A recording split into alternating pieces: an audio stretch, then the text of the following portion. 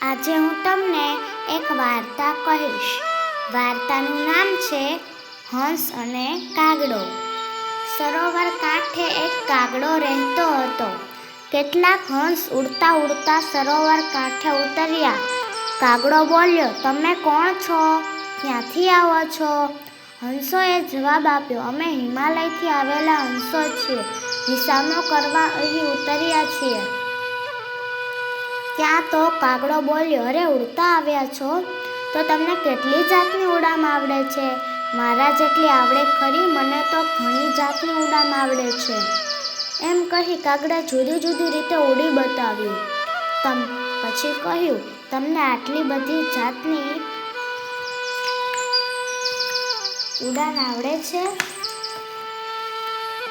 હંસોએ કહ્યું, ભાઈ, અમને તો સીધી શોર્ટ એક જ ઉડાન આવડે છે. તમારે જોવી છે તો ચાલો અમારી જોડે. સારું, એમ કહી કાગડો બંડાશ નાખવા હંસની સાથે શરતમાં ઉતર્યો.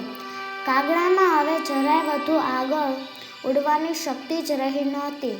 કાગડો મથીને થાકવા લાગ્યો. એની નીચે ઘૂઘવતો સાગર હતો. એ લથડી પડવાની તૈયારીમાં હતો. એનાથી પડતું નાખી દેવાયું ને સાગરમાં ડૂબી મરેલી પળ આવી.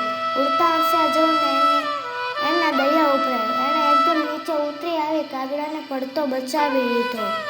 જો તમને આ વાર્તા ગમી હોય તો મારી ચેનલને લાઈક કરો, સબસ્ક્રાઈબ કરો અને શેર કરો.